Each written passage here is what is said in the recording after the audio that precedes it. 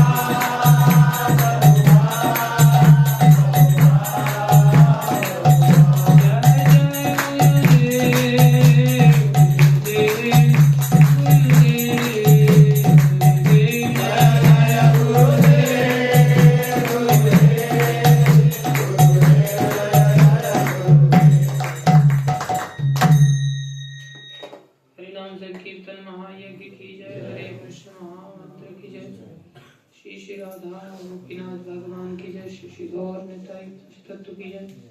प्रहलाद नरसिंह देव भगवान की जय। श्री श्री शरण स्वामी गण की जय। शिल गुरु परंपरा की जय। जगत गुरु श्री प्रभुपाद की जय। वैष्णव ठाकुर श्री गुरु महाराज की जय। अनंत कोटि वैष्णव वृंद की जय। आप सब भक्तों की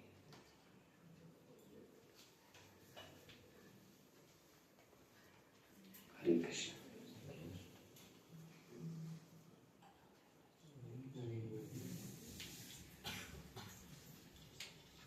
ओम नमो भगवते वासुदेवाय। ओम नमो भगवते वासुदेवाय। ओम नमो भगवते वासुदेवाय। ओम नमो भगवते वासुदेवाय। ऐसे कर लो थोड़ा।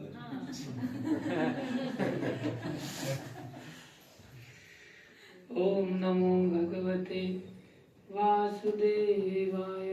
ओम नमो भगवते वासुदेवाय। नारायणं नमस्कृत्यं नरं चैव नरोत्तमं देवीं सरस्वतीं व्यासं ततो जयमुदीरये। नष्टप्रायेषु भद्रेषु नित्यं भागवत सेवया भगवती उत्तम श्लोके भक्तिर्भवती नैष्ठिकी। श्रीमद् भागवतम स्कंद 1 अध्याय 8 श्लोक संख्या 22। नमः पंकजनाभाय नमः पंकजमालिने नमः पंकजनेत्राय नमस्ते पंकजांग्रे नमः पंकजनाभाय नमः पंकजमालिने नमः पंकजनेत्राय नमस्ते पंकजांग्रे नमः पंकजनाभाय नमः पंकजमालिने नमः पंकजनेत्राय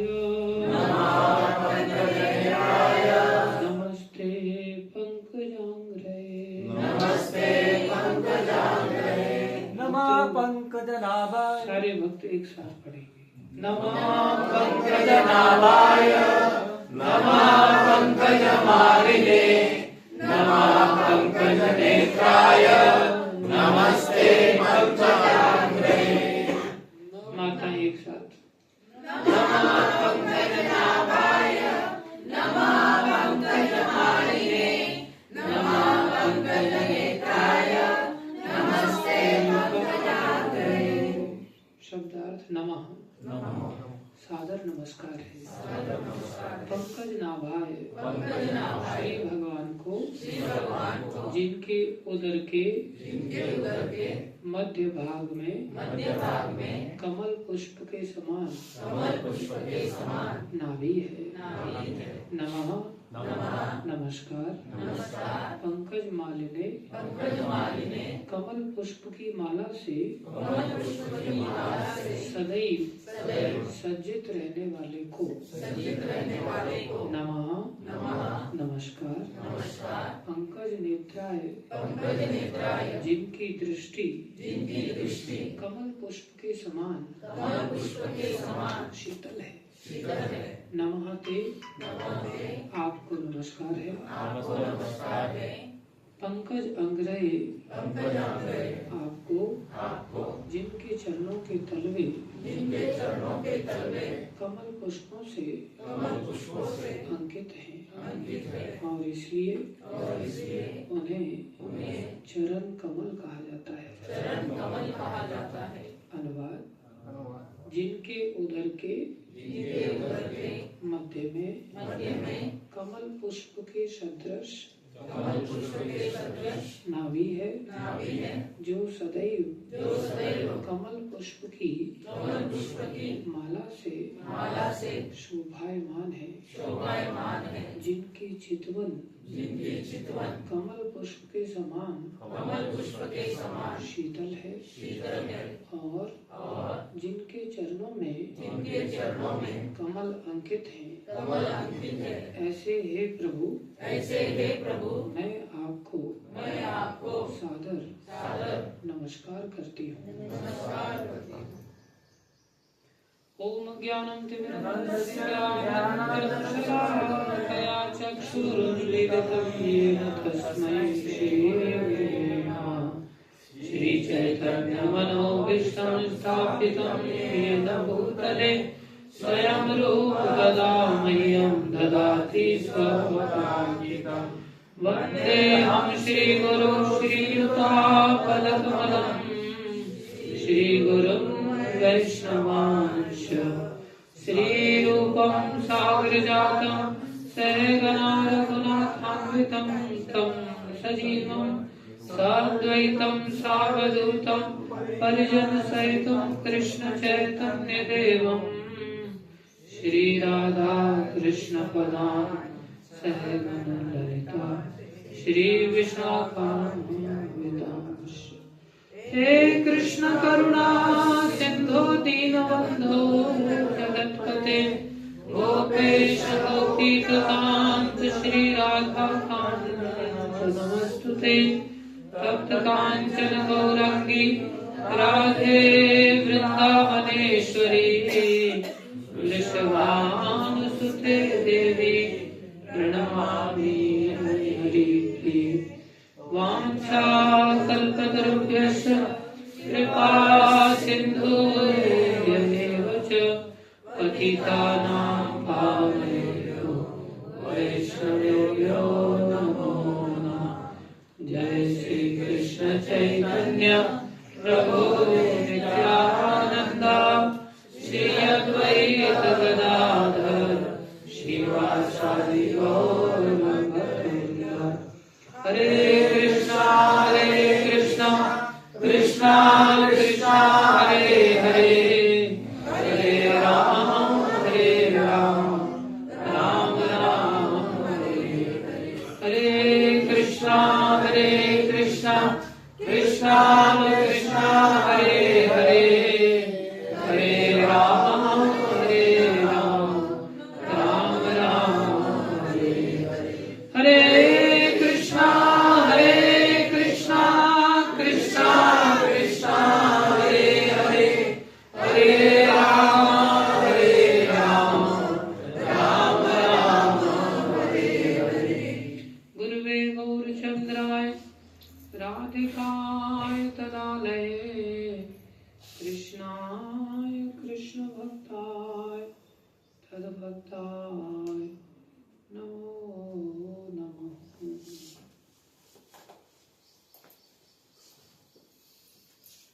हरे कृष्ण।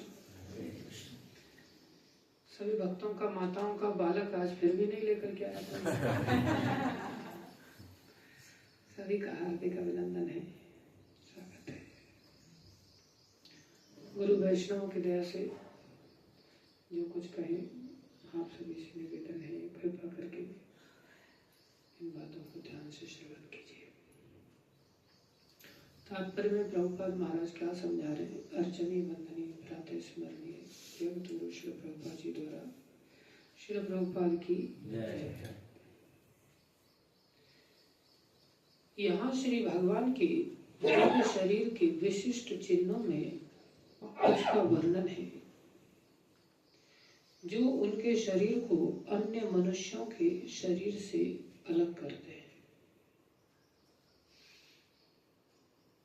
भगवान और भगवान के जो भक्त भी होते हैं,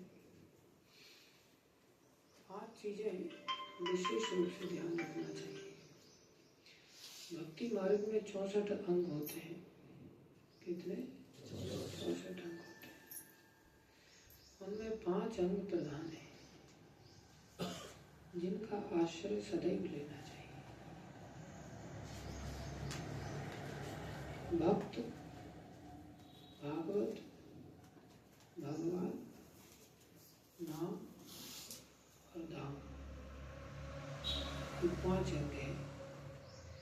भक्तों का आश्रय, भागवत का आश्रय, भगवान का आश्रय, उनके नाम का आश्रय और उनकी धाम का आश्रय। 5 अंग बहुत महत्व रखते हैं। इनका आश्रय तो हर हालत में लेना चाहिए। न केवल भगवान का यहाँ बताया, भगवान के भक्तों का भी ऐसा ही दिव्य बपू हो जाता है, दिव्य शरीर हो जाता है। जैसे यहाँ भगवान के सुंदर दिव्य शरीर का वर्णन आ रहा है, न केवल हमें भक्तों का ध्यान रखना होता है, भगवान भी भक्तों का ध्यान रखता है। हरि ते अधिक हरि के दासा, राम ते अधिक राम कर दासा। भगवान के दास भगवान से भी बढ़कर होते हैं। जब भगवान मथुरा में जा रहे थे कंस के उस यज्ञ में भाग लेने के लिए अक्रूर जी के द्वारा, तो यमुना किनारे ही पड़ाव डाला गया अक्रूर जी के द्वारा।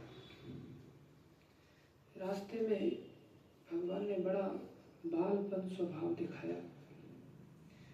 रास्ते में कई हिरन दिखाई देते थे तो अक्रूर जी को कौतूहलवश पूछते थे, काका काका ये क्या होता है? लाला इसे हिरन कहते हैं। फिर थोड़ा आगे जाते, फिर आगे बगुला देखा, काका ये क्या है? बोले बेटा ये बगुला होता है। अलग अलग पशुओं को जैसे जैसे उन्होंने देखा, पक्षियों को देखा, वृक्षों को देखा, कौतूहलवश भगवान ऐसे पूछने लगे जैसे छोटा सा बालक अनभिज्ञ होता, उसको पता नहीं होता। तो अक्रूर जी मन ही मन सोचने लगे, ये कितना छोटा बालक है।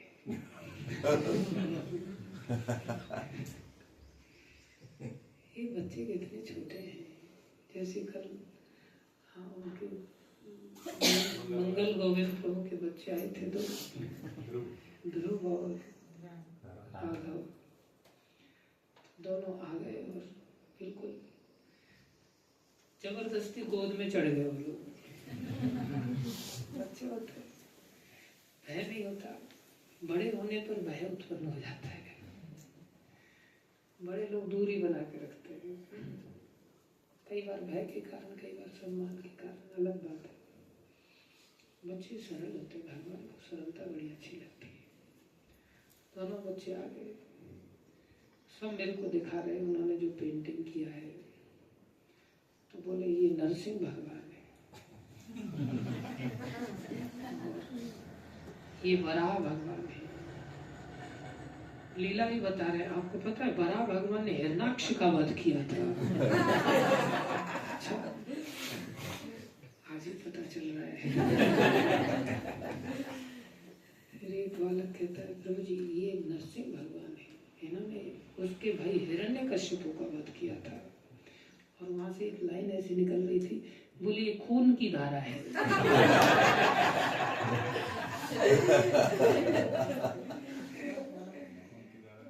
मैं बोला ये खून की धारा नीली कैसे हो रही है? खून तो लाल होता है। नीला पेन था ना, वो मेरी तरफ एकदम अटपटी नजर से देखने लग गया। कहने लगी मेरे पास नीला ही पेन था। सरलतापूर्वक वो कहने लगे। बच्चे बड़े सरल होते ना, दोनों बच्चे पूरा एक एक बार बार उन्होंने जगन्नाथ जी की पेंटिंग निकाली हुई है, बार बार ये जगन्नाथ जी है, फिर 2 पन्ने पलट ये जगन्नाथ जी है, फिर 2 पन्ने पलट के ये जगन्नाथ जी है। समझ गया भैया ये जगन्नाथ जी है। नहीं आप दर्शन कर लो अच्छी तरह से, ये जगन्नाथ जी। बच्चे लोग बच्चे होते हैं। भगवान बिना भक्तों के नसीब होते हैं। अक्रूर जी के अंदर वात्सल्य रस है, वात्सल्य प्रेम भगवान की दया से ही है। तो भगवान उनसे भी ज्यादा बच्चे बन जाते हैं। और भगवान ऐसे व्यवहार कर रहे हैं, बहुत छोटे छोटे बच्चे हैं, 5-6 साल के, 7 साल के, और आपस में कौतूहलवश एकदम एक इधर साइड से मुंह को घुमाते हैं, काका इधर देखो ना, दूसरे इधर साइड से मुंह दिखाते, काका इधर देखो ना। दोनों बच्चे लोग। तो अक्रूर जी को बड़ा अंदर से दया जागृत हो गया। ये कितने छोटे बच्चे हैं, इनको लेकर के कंस टेंशन में बैठा हुआ है कि मेरा काल आ रहा है। और ये बेचारे पशु पक्षियों का भी ज्ञान नहीं रखते। कैसे बच्चे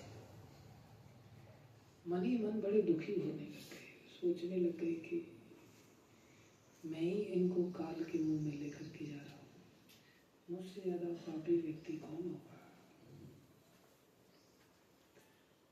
यमुना किनारे बैठा दिया उनको, बोले बालकों में स्नान करके आता हूँ।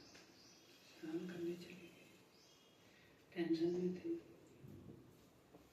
और तुम लोग यहीं रहना बाहर, हाँ तुम लोग नदी में मत आ जाना, पैर फिसल सकता है, गहरा पानी, डूब जाओगे तुम लोग। काका हमें तैरना कहाँ आता है, हम नहीं आएंगे, आप जाओ जाओ स्नान करके आओ, हम कहीं नहीं जाएंगे, तुम इधर उधर मत चले जाना, रथ में बैठना। हाँ रथ में बैठेंगे, कहीं नहीं जाएंगे। काका जी चले गए स्नान करने।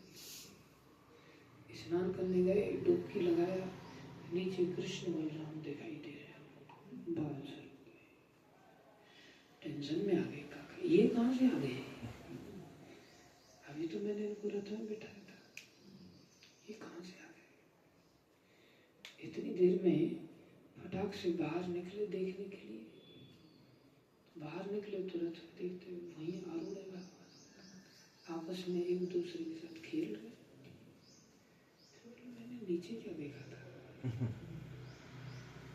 फिर डुबकी लगाया, फिर वही कृष्ण दिखाई थे। अब तो वहां देवी देवता भी दिखाई दे रहे।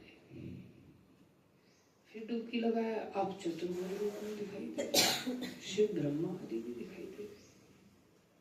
बाहर निकले, कृष्ण बलराम हंसने लग गए। बोले काका कुछ टेंशन है क्या। बोले तुम अंदर हो क्या, नीचे हो क्या। काका छोड़ो ये सपना देख रहे हो, हम कहाँ अंदर है, हम तो यही बाहर। खैर भगवान का वहीं पर रात को पड़ा उतारा गया। सुबह सुबह बोले काका आपकी अनुमति हो तो हम थोड़ा मथुरा भ्रमण करना चाहते हैं। तो बोले बाबा से पूछ लो, नंद बाबा भी गए थे। नंद बाबा बोले नंद बाबा तो मना कर देंगे, पूछते ही मना कर देंगे, डर था ना। बोले नहीं हमारे साथ ही चलना, जो जाना है जो करना है। फिर दाऊ जी को भेजा गया, दाऊ भैया बड़े हैं। बोले बाबा अनुमति हो तुम थोड़ा सा मथुरा घूम के आ जाए, किसी को पता नहीं चलेगा, इधर उधर कुछ नहीं जाएंगे, कहीं मस्ती नहीं करेंगे, मैं लेके जाता हूँ सबको। जिम्मेदारी ले ली दाऊ जी ने। कृष्ण बलराम और ग्वाल बाल भी गए थे, सब ग्वाल बाल चल पड़े। तो भगवान का सुंदर था इतना अद्भुत। सब मथुरा की स्त्रियां अपने अपने घरों पर ऊपर चढ़ गई और भगवान के दर्शन से इतनी मोहित और इतनी भाव विभोर हो गई, सब भगवान के लिए गली में फूल फेंकने लग गई। पूरी गली फूलों से अट गई और सब कृष्ण बलराम की ओर देख रहे। अरे लाला कन्हैया, ऐसा स्वागत तो हमने पहली बार देखा भैया, गलियां फूलों से बिछ गई, इतना भव्य नगर, ऐसे ऐसे महल है यहाँ, ऐसी ऐसी ऊंची कोठियां हैं,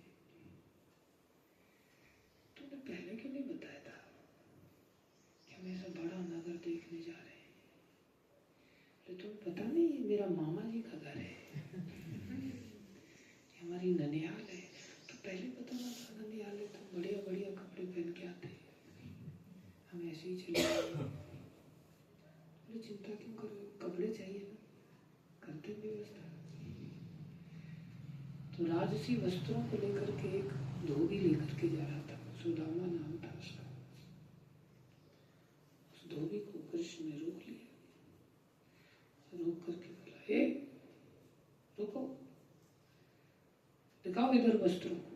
तो सारी वस्त्र निकल पड़ी। उसने बड़ा तू मैं किया, बोले नहीं ये तो तुम ग्वाल वालों के लिए, गाय चराने वाले असभ्य बच्चों के लिए नहीं है, ये राजसी वस्त्र है। एक थप्पड़ मारा कृष्ण ने, उसका गर्दन अलग हो गया, गर्दन लुढ़क के जा रहा है। भगवान ने सखाओं को कहा, देखो जो जो जिसको पसंद है। सबने बढ़िया बढ़िया वस्त्र ले लिए, लेकिन वस्त्र तो ले लिए, लेकिन वस्त्र उनके साइज के थोड़े थे। बड़े बड़े लोगों के वस्त्र थे, लेकिन इतने चमक रहे थे, झलमल कर रहे थे, सबने फिर भी शौक में पहन लिए और जबरदस्ती फोल्ड कर लिया। कुछ एक के वस्त्र पीछे लटक रहे थे, बड़े बड़े लंबे थे, पीछे रास्ता भी साफ हो रहा था एक तरह से। ग्वालवाल तो ग्वालवाल होता है, अपने वस्त्र नहीं देख रहे थे, दूसरे के वस्त्र जिसके लटक रहे थे उस पे चढ़ जा रहे थे चलते चलते। तो गिर भी जा रहे थे ग्वालवाल, एक दूसरे को खूब किलोल कर रहे थे। इतनी देर में एक दर्जी दिखाई दिया, बोले लाला ये वस्त्र तो पहन ले, लेकिन बड़ी आफत हो गई। साइज के वस्त्र होते तो कितने सुंदर लगते। तो चिंता मत करो, साइज के वस्त्र भी करा देते। तो एक दर्जी मिला, उस दर्जी के अंदर बड़ा भाव था। भगवान बोले, देखो हमारे सखा लोग हैं, इनके वस्त्रों को थोड़ा ठीक कर दो। तो उनके सबके वस्त्र उसने ठीक कर दिए। अब तो बड़ा पट्टा फट्टा डाल के बड़ी स्टाइल में ऐसे हाथ में डाल के घुमा करके सीना चढ़ा करके अब थोड़ी हमारी धाक जम रही, फूलों को वर्षा करो, बढ़िया फूलों की वर्षा होने लग गई। बोले और बताओ कोई आवश्यकता है तो? बोले तो तिलक और तो बढ़िया हो जाए, चंदन का। पहले बताते नहा धो के अच्छी तरह से तिलक छापे लगा के आते, तिलक और बढ़िया हो जाए। कोजा मिल गई, कोजा से भगवान ने चंदन रख लिया, चंदन से शीतलता सब भक्तों के ग्वाल वालों के। भगवान को अपने लिए क्या चंदन चाहिए था, वो तो कंस के पास लेके जा रही थी, लेकिन भगवान के रूप में मोहित हो गए। भगवान ग्वाल वालों की व्यवस्था कर रहे थे, सुंदर चंदन लगवा दिया। और बताओ कोई कमी बेशी? साला माला और हो जाए ना फूलों की, बढ़िया गार्लेंड की व्यवस्था भी हो जाए। फिर भगवान ने एक फूल वाला था, वो भी भक्त था, उससे सबके लिए फूलों की व्यवस्था कराई। सबने फूलों की अलग अलग अद्भुत अद्भुत फूलों की माला पहन ली। माला भी ऐसी आड़म टेढ़म नहीं पहनी थी, ये कर ली थी।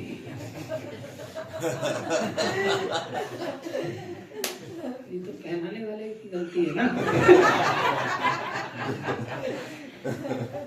जिसने बनाया उसको टेंशन हो गया।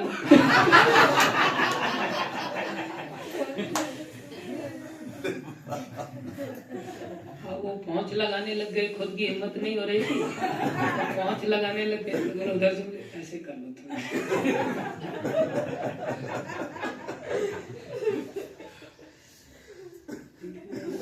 थे सखा लोग थे, सबने बड़ी अच्छी तरह से माला पहना, अद्भुत मालाएं थी सबकी, आजान लंबित मालाएं थी, घुटने घुटने तक मालाएं थी, बड़ी अद्भुत अद्भुत मालाएं पहन करके सब आगे बढ़े।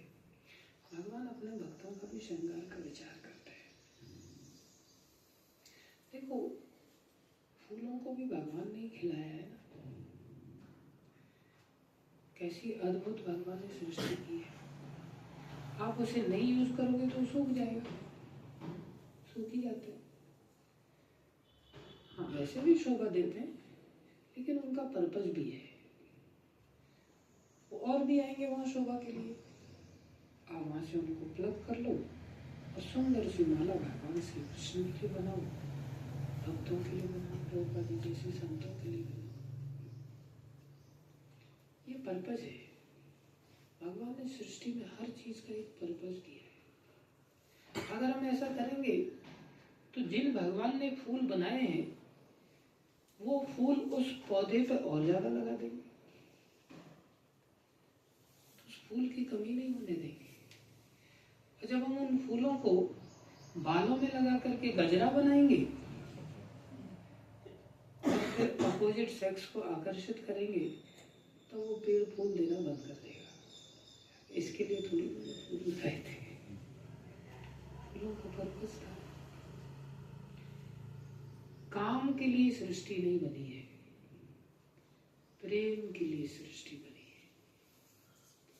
और जहाँ प्रेम होता है वहाँ अभाव नहीं होता, वहाँ अभाव नहीं होता।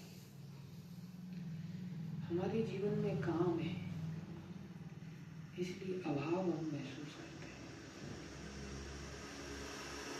भगवान श्री कृष्ण से और वाया श्री कृष्ण सबसे,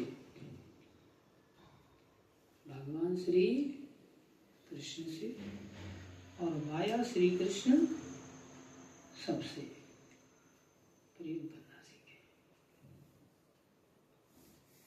कृष्ण के माध्यम से प्रेम करना सीखे, डायरेक्ट संबंध नहीं बनाना चाहिए, कृष्ण के माध्यम से संबंध बनाना चाहिए। सिया राम मैं सब जग जानी, करहो प्रणाम जोरे जुग पानी। सारी सृष्टि भगवतमय है, ऐसा भक्त बनने को होता है। एक भक्त परिक्रमा लगा रहे थे गिरिराज जी की, तो रास्ते में काला नाग काफी बड़ा पड़ा हुआ था, तो रुक गए उसको देख करके, हाथ जोड़ के बोले, हे नंदनंदन श्री कृष्ण, आप हट जाओ यहाँ से, मुझे परिक्रमा करना है, मैं आपको लांग के नहीं जा सकता। वो हट ही नहीं रहा। आखिर में उनके पास छोटा सा डंडा था, छड़ी थी, छड़ी को थोड़ा सा स्पर्श किया, जैसे ही स्पर्श किया नाग एकदम खड़ा हो गया, फुसकारने लग गया, लेकिन वो 1 इंच पीछे नहीं हटे, ऐसे ही हाथ जोड़ के, हे नंदनंदन, मैं जानता हूँ आप नंदनंदन है, आप फूं करो चाहे फां करो,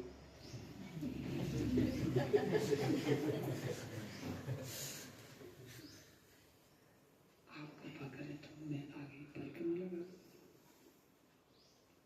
भीड़ इकट्ठी हो गई, उनके साथ एक व्यक्ति थे, दौड़ करके गए। आश्रम पे एक भक्त रहते थे, उनके सेवक थे, उनको बुला के लाए, मुझे ऐसे वार्तालाप हो रहा है वहाँ, डर भी नहीं लग रहा है, पीछे भी नहीं हट रहे हैं वो, तो वो दौड़ करके गए। जब वो दौड़ के गए तो उन्होंने उनको वार्तालाप करते हुए, हे श्री कृष्ण, आप कृपा करो, मैं जानता हूँ आप नंदनंदन हैं, लेकिन मेरे साथ में अंधे नंदन भी हैं बहुत सारे, वो नहीं जानते कि आप नंदनंदन हैं।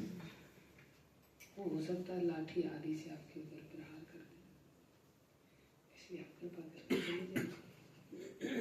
जो दूसरे उनके सहपाठी थे वो देख कर वापस चले गए। बोले आपने कुछ बोला नहीं उनको? बोले क्या बोलना, वहां तो लीला चल रही है नंदनंदन और उनके भक्त के बीच में, उनके बीच में मैं क्यों टांग अड़ा? बोले वो सांप, बोले सांप है ही नहीं वहां, सांप किधर दिखाई देगा? तो नंदनंदन से बात कर, लौट के आ गए, सांप झुक करके अपने रास्ते चला गया, वो परिक्रमा के लिए निकल गई, सांप उसने आघात नहीं किया। जब ऐसा जहर से युक्त सर्प भी अपनी हिंसक वृत्ति को छोड़ देता है, महाप्रभु इसके प्रमाण है। सारे भक्त ऐसे प्रमाण देखे जाते हैं। सारी सृष्टि कृष्णमय बन जाती है भक्तों के लिए। सृष्टि सब कुछ संपन्न होकर के सब कुछ देने वाली बनी। भीमसेन को जहर कहाँ चढ़ा था? सर्प काट लिए थे, नागलोक चले गए थे, नागलोक से उल्टा शक्ति प्राप्त करके ये भगवान की भक्ति का प्रताप होता है। जब हम भक्ति करते हैं तो सारी सृष्टि भावमय हो जाती है। जब हम भक्ति नहीं करते सारी सृष्टि अभावमय हो जाती है। सब कुछ होते हुए भी हमें सब तरफ से परेशानियां ही झेलनी पड़ती हैं। प्रेमी लोग भी नाग बन जाते हैं हमारे लिए, और जब भक्त बन जाते हैं तो नाग भी भगवान बन जाते हैं, नाग भी प्रेमी बन जाते हैं। तो सारी सृष्टि से हम संबंध स्थापित कर सकते हैं। कैसे? माया कृष्ण। कैसे? माया कृष्ण। ये बहुत जरूरी है। लेकिन वाया कृष्ण तभी कर पाएंगे जब हम पहले कृष्ण से तो करें। पहले कृष्ण से तो करें। कृष्ण से तब कर पाएंगे जब कृष्ण को जानेंगे। जब तक कृष्ण को जानते ही नहीं तो कृष्ण से संबंध कैसे स्थापित करेंगे? कृष्ण से पहले संबंध होना चाहिए। संबंध बहुत जरूरी है। आज हमारा संबंध है, बंध माने बांधना, संबंध माने सम्यक रूपेण बंधा इति संबंध, चारों तरफ से बंध जाना। आज हम संसार से चारों तरफ से बंध गए। जब हम संसार से चारों तरफ से बंध गए तो चारों तरफ से किसी व्यक्ति को बांध दिया जाए तो उसकी क्या दशा होगी? हमें फुर्सत ही नहीं मिल रही है संसार के संबंधों से निकलने की, इतनी बुरी तरह से बांध दिए गए। लेकिन हमारे आचार्य क्या कहते हैं? निताई पद कमला कोटि चंद्र सुशीतल। नित्यानंद प्रभु के जो चरण कमल हैं, जो श्री कृष्ण ही है बलराम रूप में, उनके चरण करोड़ चंद्रमा की तरह, कोटि चंद्र, सुशीतल है, बहुत ज्यादा शीतल है। जे छाय जगत जुड़ाय, जे छाय जगत जुड़ाय। अरे उनकी छाया से ही संसार आज थोड़ा बहुत शीतलता प्राप्त कर रहा है। से संबंध नाही जान, वृथा जन्म गेलो तार। अरे जिनका संबंध उन भगवान नित्यानंद से, महाप्रभु से, श्री कृष्ण से नहीं हुआ, उसका जन्म वृथा चला गया। पत्नी से संबंध तो कुत्ता भी कर लेता है, बच्चों से संबंध गधा भी कर लेता है, पक्षी भी कर लेते हैं, जड़ वृक्ष भी लता रूपी स्त्री से संबंध कर लेते हैं और चारों तरफ से बंध जाते हैं, लिपट जाती है वो लता, वृक्ष नष्ट हो जाता है। कृष्ण से अगर संबंध नहीं हुआ, वृथा जन्म गेलो तार। वो कौन है? से पशु बड़ो दुराचार, से पशु बड़ो दुराचार। वो तो पशु है। पशु दो तरह के होते हैं, एक सदाचारी, एक दुराचारी। जैसे कुत्ता है वो दुराचारी नहीं है, वफादार है। लेकिन कुछ पशु ऐसे होते जो हिंसक होते हैं, जिनको दूध पिलाओ वही आपको डस लेगा। बोले सर्प की भांति दुराचारी जीव निकला जो भगवान से संबंध नहीं स्थापित कर पाया, जो भगवान की ओर दृष्टि नहीं किया, जो भगवान के सौंदर्य को देख करके भी, समझ करके भी भगवान से संबंध नहीं जोड़ पाया।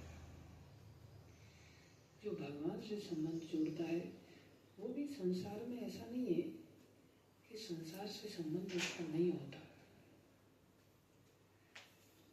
इसको कहते हैं विरक्तो रक्तवत। संसार के साथ वो कैसे जीता है? विरक्तो रक्तवत। विगतः रक्ता इति विरक्ता।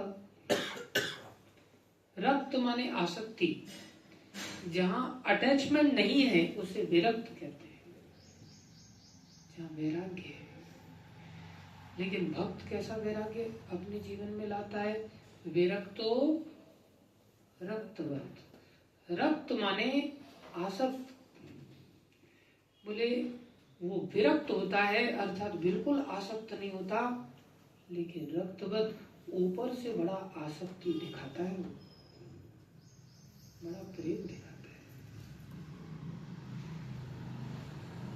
संसार में उसका नाते रिश्ते होते हैं लेकिन अंदर से नहीं होते। कहां से होते हैं? बाहर से दिखाता है, अंदर से तो उसका केवल कृष्ण से नाता होता है। या ये लोग कृष्ण के इसलिए रक्त उनके प्रति भी आसक्त होता है। एक महात्मा कथा कर रहे थे तो उन्होंने देखा एक बालक आया हुआ छोटा, बार बार इधर भागी उधर भागी, डिस्टर्ब कर रहा था कथा।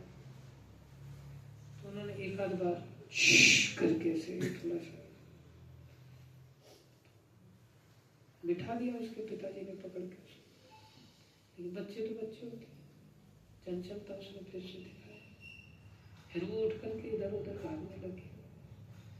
पत्नी भी उसकी बैठी हुई थी।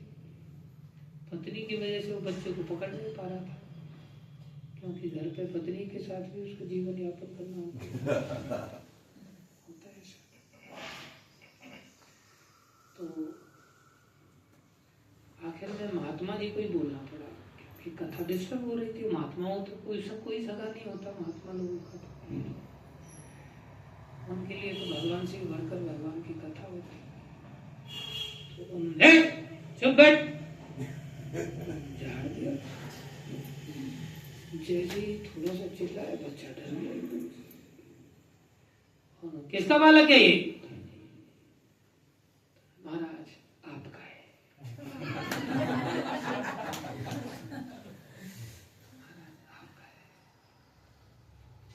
अच्छा ठीक है बैठो। फिर वो कथा में हिला भी नहीं, बिल्कुल प्रेम भाव साइलेंस के साथ बैठा रहा एकदम से। माता पिता थोड़े टेंशन में तो आ गए थे, लेकिन सबके सामने क्या बोलते। आखिर में कथा समाप्त हो गई। कथा समाप्त, बच्चा भी डर गया था अच्छा खासा महात्मा जी। कथा समाप्त हो गई, सब उठ के जाने लगे। बालक को उन्होंने पास, बैठ इधर, इधर बैठ, आ गया बैठ इधर, बिठा दिया। वो बालक भी उठ करके जाने लग गया। धीरे धीरे तो हाथ पकड़ लिया महात्मा जी ने। जैसे ही हाथ पकड़ लिया, बच्चे तो बच्चे होते हैं, पहले ही उसको झाड़ पड़ चुकी थी, मैं भी था। हाथ पकड़ लिया तो कैसा महसूस हो रहा होगा उसको? ऐसा लग रहा है अपहरण किया जा रहा है। डर गया हो, रोने लग गया। तो उसके पिताजी आ गए, माता जी भी आ गई। बोले महाराज जी अच्छा रो रहा है, देखे जाते हैं। थोड़ा होश में आके ऐसा बोला मैंने, तो महात्मा जी ने पूछा, किसका बच्चा है? हमारा।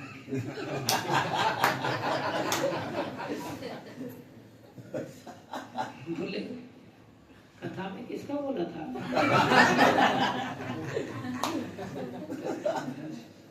आपका बोला था। तो फिर तुम कैसे ले जा सकते हो उसको? बच्चा नहीं जाएगा, हमारे साथ जाएगा ये।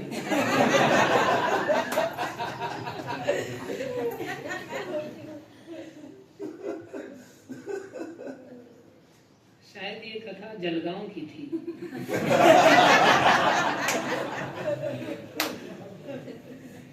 शिवपुर के लोग बहुत चालाक हैं। 2 दिन से चिल्ला रहा हूँ बच्चा लाओ बच्चा लाओ बच्चा लाओ, एक भी लाने का नाम नहीं ले रहा है। आज गौरंग पहुंचा है। वेरी गुड, स्वागत है तेरा।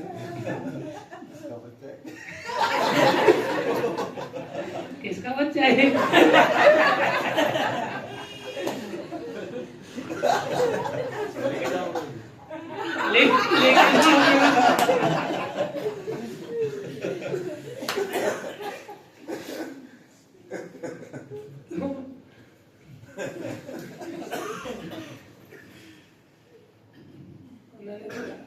बच्चा नहीं है। बोले महाराज तेरे बच्चे को दे दो। अरे सुना नहीं आपने क्या बोला था? चलो तो बोलने के लिए बोला जाता है कि आपका बच्चा है, ये हमारा है। समस्या संसार में यही है,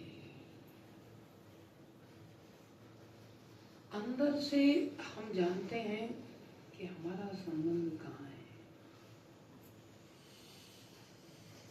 और बाहर से हम जताते हैं कि ये आप ही का है। महात्मा जी ने सारे लोगों को फिर से बिठाया, बोले सीखो यहाँ से। अंदर से हमें इसको रिवर्स करना होगा। अंदर से ये जानना होगा हमारा नहीं है, हमारा शरीर भी नहीं, फिर हमारा पत्नी, हमारे बच्चे, हमारा पति, हमारी माँ, हमारा पिता, हमारा मकान, दुकान, हमारा क्या है? हमारा कुछ नहीं। अंदर से ये बहुत अच्छी तरह से परिपक्वता के साथ ही बात बैठनी चाहिए। बाहर से कहने के लिए कहो, आई मेरे जैसे उस संत के साथ कहने के लिए कह दिया महाराज। भगवान से चीजें छुपी नहीं रहती। भगवान जानते हैं हम सब अंदर से संसार से चिपके हुए हैं, भगवान से चिपके हुए हैं। माता कुंती ऐसी नहीं थी। माता कुंती के 5 पांडव महारथी, एक से बढ़कर एक, साधारण नहीं, देवताओं की संतान है, देवताओं की संतान है।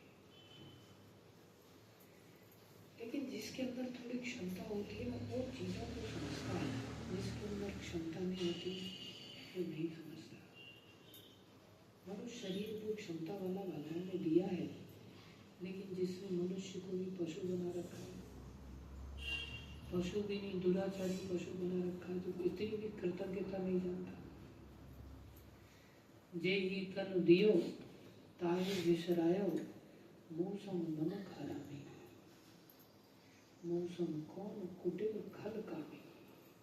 मैं खल हूँ, गधा हूँ हे प्रभु, मुझसे निकृष्ट और कौन हूँ? जिसने ये शरीर दिया मैंने उन्हीं को बुला दिया।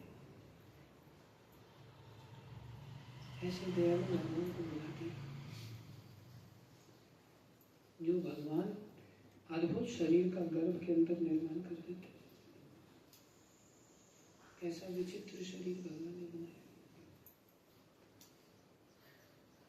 कैसा शरीर जिसका सारा संरचना इस नाभि से हो जाता है।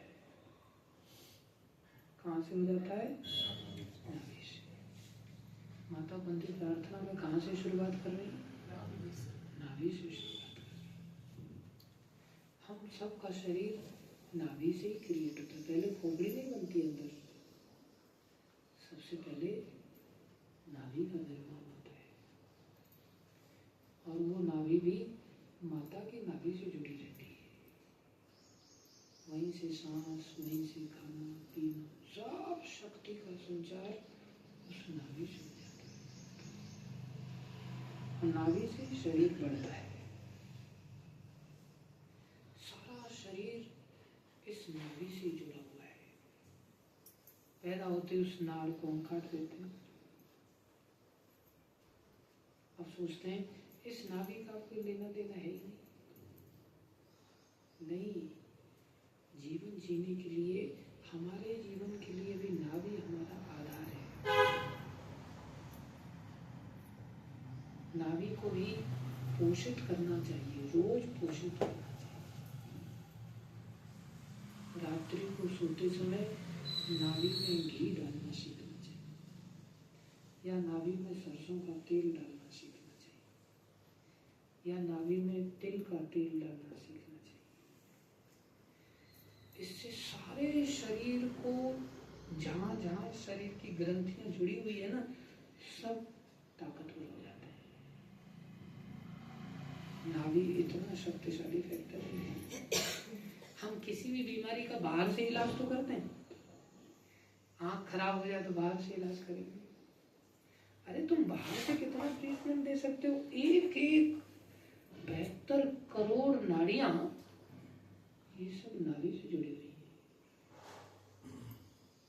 नाभि में थोड़ा सा 2 बूंद तेल की आपने डाल दी, घी डाल दिया, आपकी आँखें अपने आप क्योर हो जाएगी, अपने आप क्योर हो जाएगी, कुछ करने की जरूरत नहीं। ये साइंस पहले माता पिता लोग जानते थे, अभी सब विज्ञान खत्म हो गया। जो कृष्ण को जानते हैं वो नाभि से, कोई प्रश्न कर सकता है ना ऊपर से करना ही है ना नीचे से करनी है, कहाँ से स्तुति चालू करनी है? नाभि से स्तुति चालू। कैसा विचित्र भगवान की लीला है।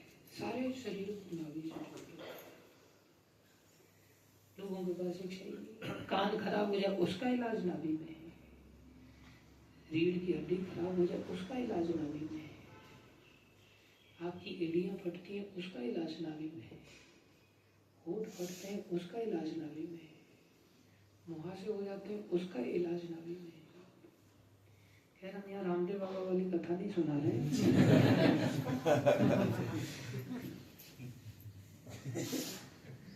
हम तो ये कह रहे थे, हम अपने भी शरीर की नाभि को भूले हुए हैं। तो सारी सृष्टि की नाभि भगवान श्री कृष्ण को कैसे याद रखें? सारी सृष्टि के नाड़ी में से ही तो ब्रह्मा जी पैदा हुए, उसी नाड़ में से तो पैदा हुए जो भगवान की नाभि से निकला। सारी सृष्टि, उन भगवान को कैसे देख पाएंगे? इतने भटक गए हम लोग संसार में, इतने भटक गए, उस नाभि को ही भूल गए। और माता उन भगवान के अंदर भी नाभि को देख रही है, उन भगवान के अंदर भी नाभि को देख रही है। और नाभि को देख करके क्या कर रही है? प्रणाम कर रही है। क्या कर रही है? प्रणाम कर रही है। एक बात जीवन में हमेशा ध्यान रखना, भक्ति मार्ग की 5 परीक्षाएं होती हैं। कितनी परीक्षाएं?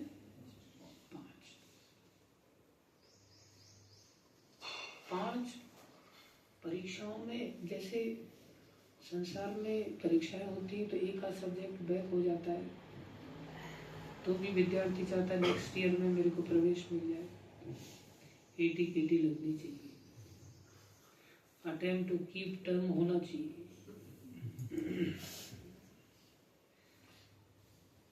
किसी के 2 सब्जेक्ट हो जाए वो भी चाहता है मेरे को भी 80 केटी लग जाए। किसी के 3 सब्जेक्ट हो जाते तो फिर हड़ताल कर देते वो लोग, बोले नया लॉ ले आया जाए।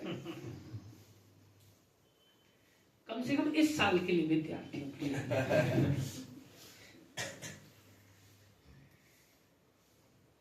ऐसा ही भगवान के यहाँ भी नियम चल रहा है।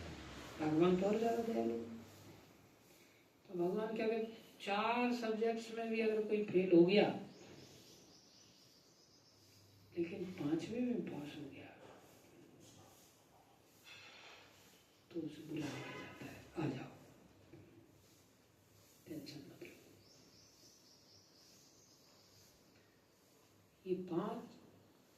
ये 6 सब्जेक्ट है, 5 नहीं 6 सब्जेक्ट है। इसको षड्विधि शरणागति कहते हैं। इसमें पहला सब्जेक्ट है अनुकूलस्य संकल्प। जो जो भक्ति में अनुकूल है उसका संकल्प कर लो। क्या कर लो? ये करना है,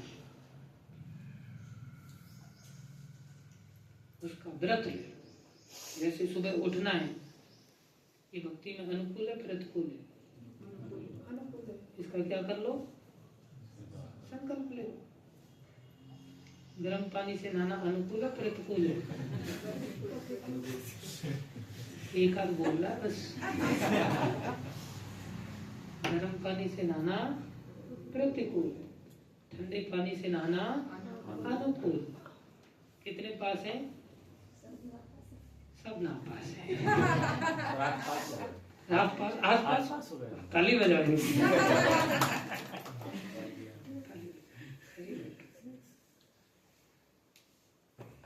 भक्त लोग कहें चलो वृंदावन, अनुकूल है प्रतिकूल है? पास होना है फेल होना है?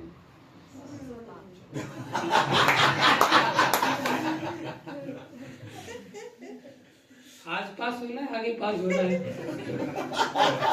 अब नहीं बोलेंगे माधव राव।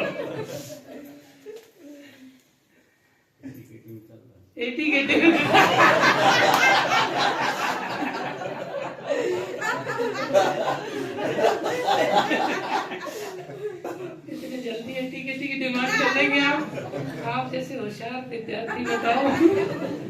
तो सोच रहा था आप पास हो गए, तुमने सोचा अनुकूल में सब में पास ही होते चले जाएंगे आप। सुबह सुबह जब करना निष्ठा पूर्वक, अनुकूल है कि प्रतिकूल है? गुरु जी का आश्रय लेना, एक दूसरे के साथ भगवत भक्ति की चर्चा करना, वेशभूषा में हर समय इसी वेशभूषा को धारण करना अनुकूल है प्रतिकूल है? अनुकूल। मैं आज के यहाँ कार्यक्रम से पहले उधर थे हम चौपड़ा में, तो वहाँ कुछ भक्त लोग आए, अचानक से गाड़ी आई, तो मैंने गाड़ी देखी, किसकी गाड़ी आई? उस भक्त को मैंने भेजा तो उसने देख लिया पंचजन्य प्रभु आए हैं, गाड़ी से उतरते हुए देखा। मैं ऊपर जप कर रहा था, मैं देखा अभी तक ये दर्शन देने नहीं आया, न करने आया, न करने आया न देने आया। गाड़ी से तो यहीं आए हैं, किस लिए आए हैं यहाँ? काफी देर हो गई, 10 मिनट के आसपास हो गए। बोले कहाँ फंस गए?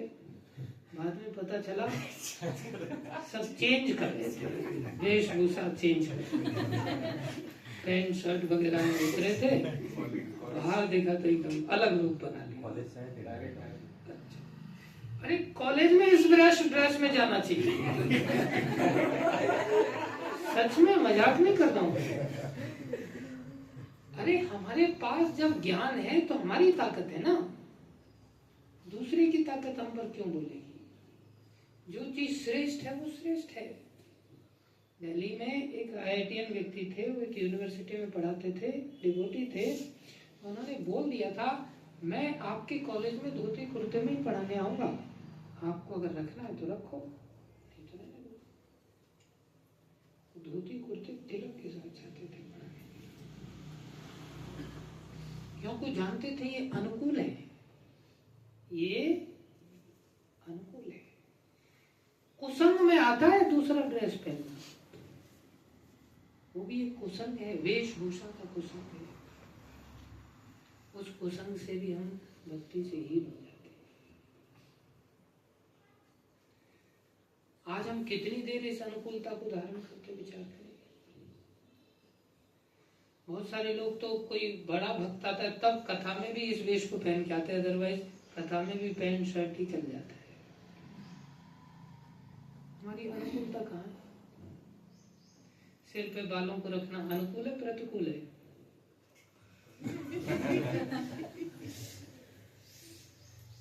प्रतिकूल है। लेकिन जैसे ही कोई कैसे प्रतिकूल है, अरे ये कितना कचरा है देखा जाए तो, इसको काटते ही क्या कोई संभाल के रखता है? ये बाल कटते ही डस्टबिन में नहीं जाते? वही कचरा तो है जिसको हमने सिर पे रखा हुआ है। सिर्फ कनेक्टेड होने के कारण इसकी कीमत हम समझ रहे हैं। जो भक्त लोग इसको हटा देते हैं, बाद में उनको अगर बढ़ जाता है तो टेंशन में आ जाते हैं, यार हटाओ इसको, साफ सुथरा फील नहीं करते। क्या अनुकूल है हम नहीं स्वीकार कर पाते, आसानी से फेल हो जाते हैं। दूसरा है भक्ति का परीक्षा प्रतिकूलस्य वर्जनम। जो प्रतिकूल है उसका त्याग कर देना चाहिए। कई बार आदमी रोता है, ऐसे संबंधों के चक्कर में फंस जाता है। लिटरली लोग रोते हैं लेकिन त्याग नहीं कर पाते।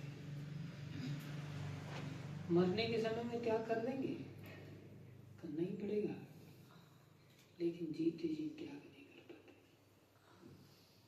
जानते हैं ये सब चीजें प्रतिकूल है, उस सब्जेक्ट में भी हम फेल हो जाते हैं। तीसरा परीक्षा है अवश्य रक्षिबे कृष्ण। ऐसा विश्वास, इति विश्वास, कृष्ण अवश्य रक्षा करेंगे। उनको चिंता नहीं करनी चाहिए, समर्पण कर देंगे, ऐसा विश्वास हमारा है। फेल हो जाते हैं। ठीक है, मंदिर में चले जाएंगे, आगे कभी परिस्थिति ऐसी आएगी, बीमार होंगे, कौन दवाई दिलाएगा? क्योंकि चौथे सब्जेक्ट में भी हम फेल हैं। गोप्तृत्व वरण, श्री कृष्ण का ही हर परिस्थिति में हम वरण करेंगे और किसी का वरण नहीं करेंगे। हमारी परिस्थिति जैसे ही थोड़ी सी विकट आती है, एकदम से हमारी वर्णीयता चेंज हो जाती है। तुरंत कृष्ण को छोड़ के पैसे को वरण कर लेते हैं। बीमार पड़ जाते, कृष्ण को छोड़ करके तुरंत दवाई को वरण कर लेते हैं। जैसे ही कहीं से दबाव आता, तुरंत कृष्ण को छोड़ के पॉलिटिशियंस को वरण कर लेते हैं। जैसे ही कोई दिक्कत आती है, तुरंत वकीलों का वरण करते हैं, पुलिस का वरण करते हैं, अधिकारियों का वरण करते हैं, नाते रिश्तेदारों का वरण करते हैं। जैसी कोई दिक्कत आती है, अपना दुख रोने के लिए पत्नी का वरण करते हैं, पति का वरण करते हैं, बच्चों का वरण करते हैं। कृष्ण का वरण कौन करता है? फेल है, फेल है। पांचवा क्या है? 4 हो गए। पहला अनुकूल से संकल्प, दूसरा प्रतिकूल से वर्जनम, तीसरा अवश्य रक्षिबे कृष्ण, चौथा गोप्तृत्व वरण, कृष्ण का ही वरण करेंगे, कृष्ण का ही वरण करेंगे, किसी और को नहीं चुनेंगे। पांचवा है आत्मनिक्षेप। हम सब कुछ आपको अर्पण करते हैं, हमारा कुछ नहीं। आत्मसमर्पण। आत्म तत्व से 12 चीजों को संबोधित किया जाता है शास्त्र में। पत्नी को भी आत्मा कहा जाता है, शरीर को भी आत्मा कहा जाता है, बच्चों को भी आत्मा कहा जाता है, धन को भी आत्मा कहा जाता है, मन को भी आत्मा कहा जाता है, बुद्धि को भी आत्मा कहा जाता है, राष्ट्र को भी आत्मा कहा जाता है, आत्मा को भी आत्मा निक्षेप हमने सब कुछ अर्पण कर दिया प्रभु, अब मेरा कुछ नहीं है। इसमें पास है या फेल है? इसमें भी फेल है हम सभी। क्या समर्पण करते हैं? छठवां बजता है कार्पण्य, विनम्रता पूर्वक भगवान के चरणों में दीनता भरा निवेदन। ये छठवां है। हम देखें तो हम पांचों में फेल हैं। बोले छठवां अगर पास हो गए तो भी भगवान इतनी दया करते, बोले पास, सब में पास, आ जाओ। छठवां सब्जेक्ट क्या है? बोले वो दीनता है। वो क्या है? दीनता है। दीन व्यक्ति का लक्षण क्या है? दीन व्यक्ति का सबसे पहला लक्षण है वो झुकना सीखता है। क्या सीखता है? झुकना सीखता है। तन के नहीं खड़ा रहता, वो झुकना सीखता है। और झुकने का पहला लक्षण है, उसको कहते हैं प्रणाम करना। क्या करना? प्रणाम करना। केवल प्रणाम भी हमारे जीवन में आ जाए, हम भगवान को पा लेंगे। केवल प्रणाम। और यहाँ माता कुंती क्या कर रही है? कल वाले श्लोक में भी नमो नमः, आखिरी में क्या शब्द है? प्रणाम है, प्रणाम है। यहाँ भी क्या कर रही? आपकी नाभि को भी प्रणाम, आपके नेत्रों को भी प्रणाम, आपके चरणों को भी प्रणाम, आपके दिव्य रूपों को भी प्रणाम। सर्वत्र प्रणाम ही प्रणाम है बस। कैसा प्रणाम? सादर प्रणाम, आदर प्रणाम, भावना के साथ प्रणाम। बच्चे लोगों को चल प्रणाम करो, ऐसे खड़ा रहता है। करता कि प्रणाम आसानी से? जबरदस्ती चॉकलेट वॉकलेट दो उसको, तब जाकर के दंडवत प्रणाम करता है। लाओ चॉकलेट किधर है, लाओ। कौन प्रणाम जानता है? आदर भाव के साथ हमारे आचार्य लोग प्रणाम करते थे। रघुनाथ दास गोस्वामी 2000 दंडवत करते थे प्रतिदिन। कितना प्रणाम? 2000 दंडवत प्रणाम। उनसे प्रतिदिन मिलने वाले 2000 संत लोग आते थे। ऐसे व्यक्तित्व थे राधा कुंड। और उन संतों को एवरी डे 2000 प्रणाम करते थे, एवरी डे। और 3000 भगवान को प्रणाम करते थे।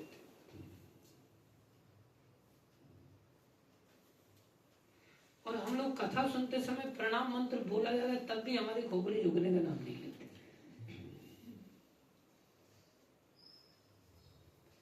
और रामायण में आप पढ़ेंगे, माता पार्वती जब शंकर जी से प्रार्थना करती हैं कि आप कृपा करके राम कथा सुनाओ, तब वो अपने मस्तिष्क को जमीन से स्पर्श करती हुई पंचकोणीय प्रणाम करती हैं। चौपाइया वहां वर्णन किया गया है। जमीन से स्पर्श कराती हैं। हम लोग तो शॉर्टकटों से। ये दर्शाता है हमारे अंदर आदर भाव नहीं, श्रद्धा नहीं। इतना प्रणाम तो फिर भी प्रभुपाद जी ने यहाँ सिखाया हमारी संस्कृति में, जिसमें पूरा मंत्र आदि बोला जाता है। ये प्रणाम कितने काम का है। और अगर हम इतने अच्छे बन गए कि हमने जीव मात्र के अंदर अगर भगवान को देख करके प्रणाम करना सीख लिया, ये सोचते हुए इसके हृदय में भी भगवान श्री कृष्ण, और कुत्ता आया और कुत्ते को आपने दंडवत प्रणाम कर दिया। भागवत ऐसा शिक्षा देता है, कुछ करने की जरूरत नहीं है, केवल प्रणाम करना सीख जाओ। जब आप कुत्ते को दंडवत करोगे तो बोले आस पड़ोसी सब हंसेंगे, घर वाले ही हंसेंगे। देखो को तुरंत प्रणाम।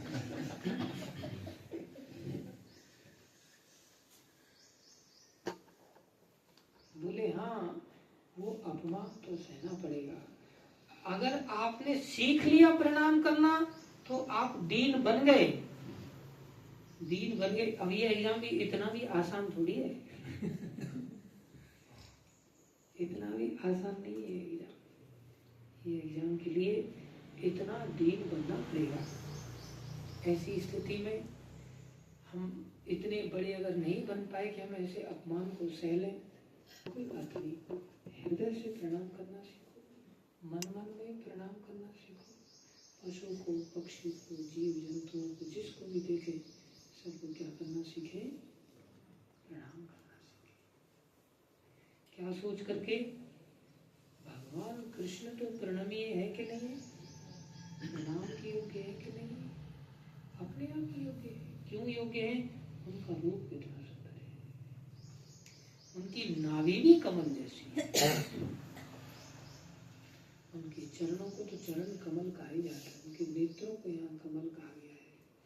उनको कमल पुष्प की माला धारण करने वाला कहा गया है, जो कमल के पुष्पों की माला। कमल पुष्प इतना भगवान को प्रिय है कि कमल पुष्प सूख भी जाए तो भी भगवान को चढ़ाया जा सकता है, वो बासी नहीं होता। भगवान को इतना प्यारा है, इसलिए भक्त लोग भगवान को कमल पुष्प अर्पण करते हैं। वो अशुद्ध नहीं होता, हृदय को कीचड़ में पैदा होता है, कैसी विचित्र बात। और कीचड़ का स्पर्श नहीं करता। ऐसे भक्त भी कमल जैसे, ऐसे हृदय वाले जब बन जाते हैं तो भगवान उनको स्वीकार करते हैं। ये ध्यान देने वाली बात है, जो हम सबको सीखनी होगी। माता कुंती की प्रार्थना से सब्जेक्ट में पास। कौन से सब्जेक्ट में? दीनता वाले सब्जेक्ट। कौन से सब्जेक्ट में? इसका अर्थ ये नहीं कि बाकी सब्जेक्ट्स को हमें बिल्कुल खोलना ही नहीं है। बाकी सब्जेक्ट्स भी सहायक बने, लेकिन दीनता वाला सब्जेक्ट किसी भी हालत में पास करना हो, किसी भी हालत में पास करना हो। अदरवाइज अगर दीनता नहीं आई और भगवत धाम में बाकी सब्जेक्ट को पास करके चले भी गए, धाम में चले गए, तो भी प्रणाम पूर्वक सेवा नहीं करने के कारण ही जय विजय को वापस आना पड़ा था। सेवा ही करते थे वहां, लेकिन थोड़ा तन के सेवा करते थे, प्रणाम पूर्वक सेवा। जबकि भगवान स्वयं प्रणाम करते हैं, भगवान स्वयं प्रणाम करके इस बात को शिक्षा देते हैं। भगवान निरंतर अपने भक्तों की चरण धूलि को लेते और क्या कहते हैं, अरे मैं आपकी चरण धूलि इसलिए लेता हूँ क्योंकि जो लक्ष्मी जी ना चंचल स्वभाव वाली हैं, वो भी मेरे को छोड़ के नहीं जाती। बोले तो क्या आप लक्ष्मी चाहते हो? भक्तों की चरण धूलि के कारण लक्ष्मी जी छोड़ के नहीं जाती, तो क्या आप लक्ष्मी चाहते हो? बोले नहीं, लक्ष्मी जी जिस गुण के कारण मेरे को छोड़ के नहीं जाती, वो शील गुण मैंने आप लोगों की चरण रज से प्राप्त किया है। ऐसा भगवान चार कुमारों को वर्णन करते हैं। मैं तो आपकी चरण धूलि लेकर के बोले मैं खुद को पवित्र करता हूँ, और मेरे अंदर जो शील गुण है, वो शील गुण मेरे अंदर इस चरण रज के प्रताप से आया है। और शील गुण से प्रभावित होकर के लक्ष्मी देवी मेरे को छोड़ के नहीं जाती। अगर हमारे अंदर अगर हम भक्त बन जाए, चरणों की धूलि से भगवान को लक्ष्मी छोड़ के नहीं जा रही है, और वो लक्षण भगवान कह रहे हैं कि मेरे को भक्तों से मिलते हैं, तो क्या भक्तों के पास लक्ष्मी का भाव होगा?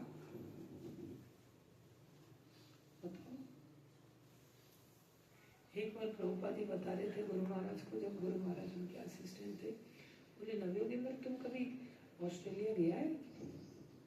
बोले नहीं गुरु महाराज। तुम एक काम कर जाओ, ऑस्ट्रेलिया घूम के आओ। बोले तू घूम क्या? बोले मेरे पास पैसा बहुत है, मैं सोच रहा हूँ कहाँ खर्च करूँ। प्रभुपाद जी कह रहे मेरे पास पैसा बहुत है, मैं सोच रहा हूँ कहाँ खर्च करूँ। मैं टिकट निकालता हूँ, तुम जाओ घूम क्या, देख क्या। भक्तों के पास किसी चीज का अभाव नहीं रहता, बशर्ते हम क्या बन जाएं, भक्त बन जाएं। क्या बन जाएं? भक्त बन जाएं। और भक्ति शरणागति को कहते हैं। और शरणागति के 6 लक्षण होते हैं। और उन 6 लक्षणों में सबसे श्रेष्ठ लक्षण क्या है? दीनता। प्रणाम करना चाहिए। बड़े बनने का मार्ग नहीं है। और संसार में क्या मार्ग है? इसके विपरीत मार्ग है। संसार में हर माँ बाप बच्चे को बचपन से ये सिखाते हैं, बेटा देख उसका बेटा इतना बड़ा आदमी बन गया, तू क्या करना है? घास खोद, घास भोगने जाएगा तो आगे चल। और भक्ति मार्ग छोटे बनने का रास्ता है। इसमें छोटों को भी प्रणाम करना सीखना होता है, बड़ों की चलाई। और हम इस मार्ग में भी आते हैं प्रणाम लेने के लिए। जल्दी से दीक्षा हो जाए हमारी, फिर हम श्लोक बोल पाए। दीक्षा व्यक्ति को तो प्रणाम करना चाहिए, जिसको दीक्षा प्राप्त हो उसको भी प्रणाम करना। हम प्रणाम करवाना चाहते हैं। फिर यू टर्न लेते हैं। दरवाजा खोला था बिल्ली बाहर करने के लिए और ऊंट घुस जाता है।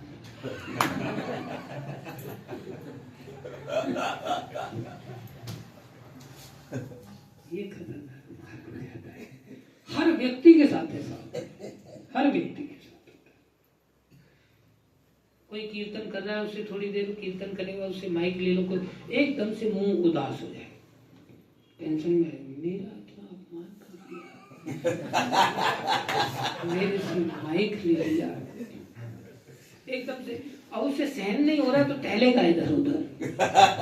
क्रोध सहन नहीं हो रहा है ना, कुछ कर भी नहीं पा रहा है उसके प्रति, टहलेगा इधर उधर एकदम से, मुंह लटका के टहलेगा। कोई मित्र, लोग समझते नहीं है, बोले मित्र मिल जाएगा तो उसको खोल के हृदय को रखेगा, समझते नहीं है लोग, एटिकेट्स नहीं है। एटिकेट्स खुद की एटिकेटी चक्कर में पड़ी हुई है, डूब रही है, एटिकेटी जा रही है उसकी, एटिकेटी मिलने वाले दूसरों को एटिकेट सिखा रहा है।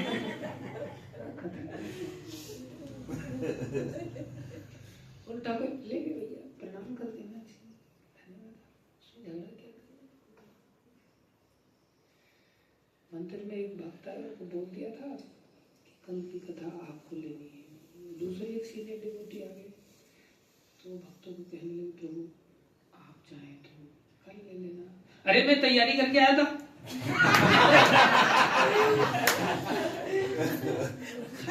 बड़ा तैयारी करके आया था। भागवत तैयारी के साथ होती है क्या? भागवत कथा तो हृदय की पवित्रता के वशीभूत होती है, निर्मलता के वशीभूत होती है। तैयारी तो संसार में सो कॉल्ड तैयारियां करनी हो, तैयारी करो ना, परिणाम की तैयारी करो, कर सकते हो तो जीवन में। कौन तैयारी करता है? एक दूसरे की थाली देखते हैं, अपनी थाली नहीं देखेंगे हमें क्या मिला, दूसरे की थाली देख करके मेरी इज्जत कितनी रह गई है। एक भी आइटम ऐसा ना हो जाए जो बोले मेरी थाली में मिस हो जाए, कंफर्म कर लेते हैं, हाँ उसको ये आइटम मिल गया, ठीक है इधर।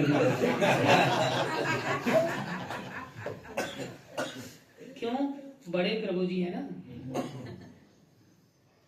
और कोई व्यक्ति हमें ही स्पेशल आइटम दे करके चला जाए ना, तो बिल्कुल गर्दन गड़ा के खाएंगे। पता चल गया ये आइटम हमारे लिए है ना, और थोड़ा आइटम था वो हमें सम्मान पूर्वक दे के चला गया, पड़ोसी को मिला नहीं मिला, फिर वो देखे नहीं, हमारी नजरों में भी ना डाल के देखे, इसलिए गर्दन बिल्कुल गड़ा के खाएंगे। जब तक आइटम बराबर थे तब दूसरे की थालियों में झांक झांक के खा रहे थे। अपनी थाली में जैसे ही आइटम एक्स्ट्रा हुआ बिल्कुल गर्दन खराब। कई बार तो उसको चपाती से ढक देंगे, तेरी नजर भी नहीं लगेगी।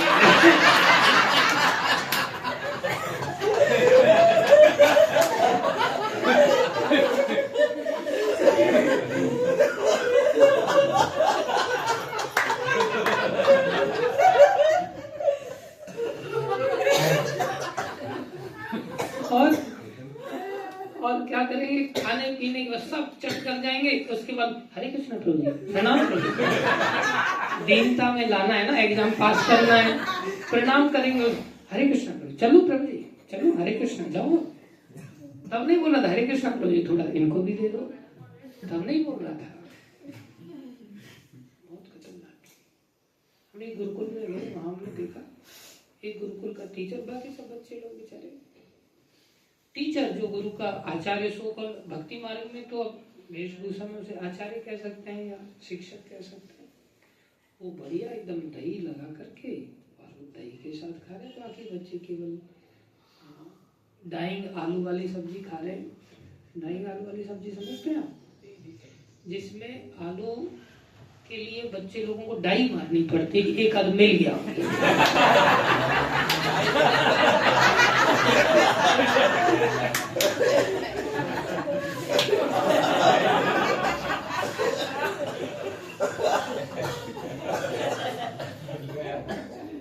आलू भी उसको नसीब नहीं होता, आलू का रस रहता है, पानी रहता है, बस पानी में हाथ डाल डाल कैसे तोड़ता है, आलू हाथ लग गया।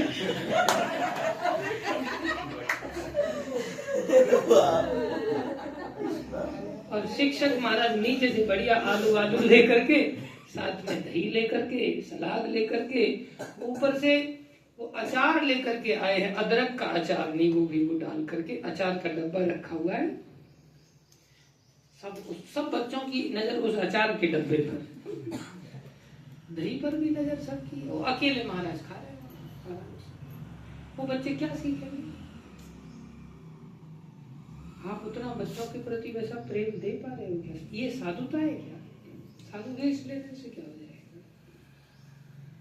इसलिए भागवत ये बात हमें सब चीजों की शिक्षा देती, कृष्ण को जनाती, कृष्ण को जानो भाई, कृष्ण कैसे है। यशोदा मैया कृष्ण के लिए कभी फल खरीदती हैं तो 1 किलो 250 ग्राम नहीं खरीदती, पूरी डलिया रखवा लेती फल बेचने वाले से। और ये नहीं कहती चलो बच्चों अपने अपने घर जाओ,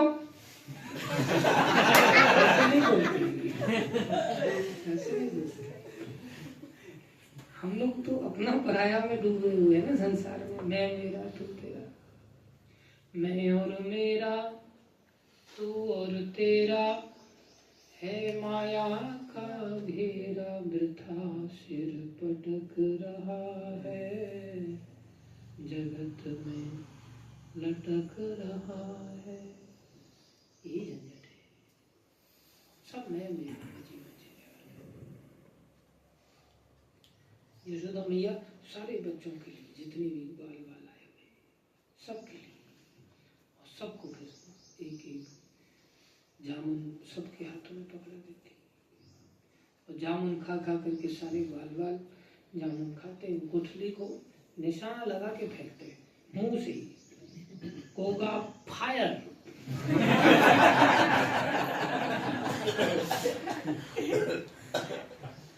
मुंह से वहीं गेम चालू हो जाता है। यशोदा मैया के आंगन में ही खेल चालू हो जाता है।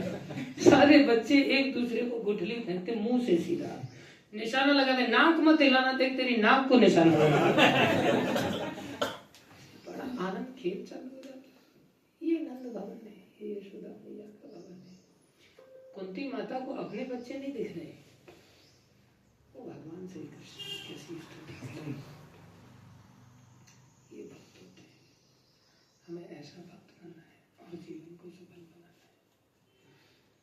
प्रभुपाद जी के दिव्य शरीर यहाँ पर वर्णन आ रहा था, प्रभुपाद जी वर्णन कर रहे थे। यहाँ श्री भगवान के दिव्य शरीर के विशिष्ट चिन्हों में कुछ का वर्णन है, सबका नहीं। जो उनके शरीर को अन्य मनुष्यों के शरीर से अलग करते हैं, भले ही श्री भगवान हम में से एक जैसे लगते हों, लेकिन वे अपने विशिष्ट शारीरिक लक्षणों के कारण सर्वदा भिन्न रहते हैं। श्रीमती कुंती अपने आप को श्री भगवान का दर्शन कर पाने में अक्षम मानती है, क्योंकि वे स्त्री हैं। ऐसा माना जाता है कि स्त्रियां शूद्र तथा द्विज बंधु परम सत्य के नाम, यश, लक्षण, रूप आदि से संबंधित दिव्य विषय को समझने में असमर्थ होते हैं। स्त्रियों को अल्प बुद्धि वाला कहा जाता है। और माता कुंती दीनता से मानती हैं, जबकि उनके तो भतीजे बन के आए हैं। भगवान स्वयं संसारी नाता लेकर के पैदा हुए हैं, और उसके बावजूद भी माता कुंती की दीनता देखो। क्या सोच रही है? मैं दर्शन करने के लायक नहीं। बिना दर्शन लायक हुए उन्होंने कैसे वर्णन कर दिया था? भगवान ऐसे हैं। और हमें अगर कोई बोल दिया ना तू लायक नहीं, तू नालायक है। नालायक मतलब लायक नहीं है, इतने में ही गाली लग जाती है उसको। और जब हैं हम वास्तव में ही नालायक और अपने आप को मोर देन लायक समझते हैं। ये ठीक है। गुरुजी से दीक्षा के लिए तो ऐसे जद्दोजहद करते कि अरे मैं ही तो था जो उसको पहली दीक्षा मिलनी चाहिए थी। खैर इसमें बहुत सारा वर्णन आएगा, आप लोग इससे पढ़ लेना। समय की सीमाएं में आगे भी जाना है। कुल मिलाकर के हमें प्रणाम करना सीखना है।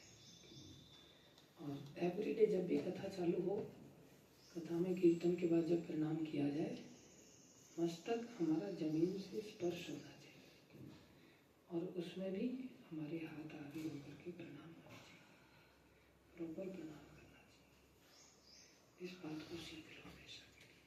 जिसको भी देखो मिलो सबको प्रणाम करना सीखो। धाम में कभी जाओ वहाँ धन्यवाद प्रणाम करना सीखो। माताओं के लिए पंचकोणी प्रणाम, भक्तों के लिए धन्यवाद प्रणाम, पंचकोणी प्रणाम, सादर प्रणाम तो कम से कम आना चाहिए। सबके सामने हाथ जोड़ना तो कम से कम सीखे। हम शुरुआत में तो नए नए आते तो हरे कृष्णा बोल देते हैं, जैसे जैसे बड़े हो जाते हैं कोई कुछ नहीं बोलता। जिसको भी मिले, जब भी मिले, बारंबार प्रणाम करना चाहिए। गुरु जी की कभी सेवा में जाए, जब भी जाए तुरंत पंचकोणी प्रणाम करना चाहिए। ये नहीं अभी तो गुरु जी से मिलके गया, वापस आए, फिर बोले अब प्रणाम करने की क्या जरूरत है? नहीं, वो साक्षात भगवान है। मन ये कपटी है, मन नहीं होने देना चाहिए। इस प्रणाम से ही उतार हो जाएगा, प्रणाम से ही चित्त मार्जित होने लगता है। इसी से मंगल हो जाए। और यहीं से संबंध की शुरुआत होती है। कृष्ण से संबंध जोड़ना है, संसार से संबंध वाया कृष्ण जोड़ने हैं। अनुरक्त, विरक्त, रक्तवत, अंदर से विरक्ति, ऊपर से आसक्ति का दिखावा करना है। तभी ये भागवत की शिक्षा को हम ग्रहण करने वाले माने जाएंगे। नहीं तो फिर हम भागवत की शिक्षा को ग्रहण नहीं करेंगे। हम फिर कुत्ते बिल्ली से भी गए गुजरे। आप किसी कुत्ते के सामने एक रोटी का टुकड़ा, एक रोटी डालो और सामने दो कुत्ते बैठे और एक रोटी आपने डाली, तो दो कुत्ते आधी आधी खाएंगे या एक खाएगा? कोई उनमें से एक खाएगा। आधी आधी खाएंगे क्या? आप दो रोटी डाल दो तब एक एक खाएंगे क्या? दो को भी एक ही खाएगा, दो को भी एक ही खाएगा। डॉगिश मेंटालिटी। जो ताकतवर होगा वो खा लेगा, जो कमजोर होगा वो बैठा रहेगा। भूख नहीं है, भूख नहीं, तो बड़ा कुत्ता बैठा हुआ है इसलिए। लेकिन मनुष्य अगर आपके साथ ऐसा व्यवहार करे, आपके सामने कोई बादाम शेक का गिलास लाके यहाँ रख दे, कांच का, जिसमें सब ट्रांसपेरेंट दिख रहा है, और आपके सामने मैं उसे उठाऊं और उठा के बढ़िया पी पी करके चुस्की लेके पीऊं, फिर रखूं आपके सामने, फिर बात करने लग जाऊं, ये ताकतवर कुत्ते की पहचान है। बाकी कोई कुछ भौंक नहीं रहा है, लेकिन सब क्या सोचे? भूख नहीं। बड़ी बड़ी ऑफिसों में ऐसा ही नहीं होता, या घर के अंदर भी जो बड़े लोग होते हैं ऐसे ही नहीं करते। किसी दूसरे को बांट के क्यों खाना? ये चीज तो मेरे लिए बनी है, मैं ही खाऊंगा इसको। कुत्ते जैसा हाल है। मैं मेरा वाला भाव ये भक्ति मार्ग के अंदर समाहित है। भक्ति मार्ग में जो है सबको, और वही इंसान क्या करे, इंसान से तो अपेक्षा की जाएगी ना, तुम भी लो मैं भी लेता हूँ। जब हम वाया कृष्ण देखते हैं तो सारी सृष्टि भगवत में दिखाई देती है। इसलिए प्रभुपाद जी के पिताजी चूहों के लिए भी अनाज के कटोरे रखते थे, चूहों के लिए। संत लोग भी ऐसे ऐसे संत हुए हैं, आश्रम के अंदर वो चावल और इनके कटोरे रखते थे। बोले इन लोगों की क्या फैक्ट्री लगी है? ये लोग कहाँ से खाएंगे बेचारे? इनकी जगह पे हमने जंगल में आकर के घर बना लिया, इनके घर पे हमने कब्जा कर लिया, अब ये लोग कहाँ से खाएंगे? इनके लिए व्यवस्था बनाई जाए। फिर वो चूहे नुकसान नहीं करते। सारा खेल प्रेम का है, लेकिन ये प्रेम स्थापित होना चाहिए। स्थापित होने में टाइम लगता है। हम सोचे एक दिन में चूहों को खिला दिया और साथ में उन्होंने बेडशीट भी काट दी। बोले प्रभु जी ये बढ़िया कटोरा से देखा गया, पड़ोसी के चूहे भी यहीं आ गए बोले। ऐसा हो सकता है, लेकिन प्रेम अभी स्थापित नहीं हुआ। स्थापित होने दो। आपकी गोद में भी चूहे घूमेंगे तो भी काटेगा, सर्प भी घूमेंगे तो भी काटेगा। सर्प आपके सामने नृत्य करेगा, आपकी सहायता करेगा। प्रहलाद महाराज इसके ज्वलंत उदाहरण है। सर्वत्र इसके सारा खेल प्रेम का, सारी सृष्टि आपकी सेवा में लग जाएगी। प्रेमी भक्त बने। भागवत महापुराण की जय, श्रील प्रभुपाद की जय, वैष्णव ठाकुर श्री गुरु महाराज की जय, अनंत कोटि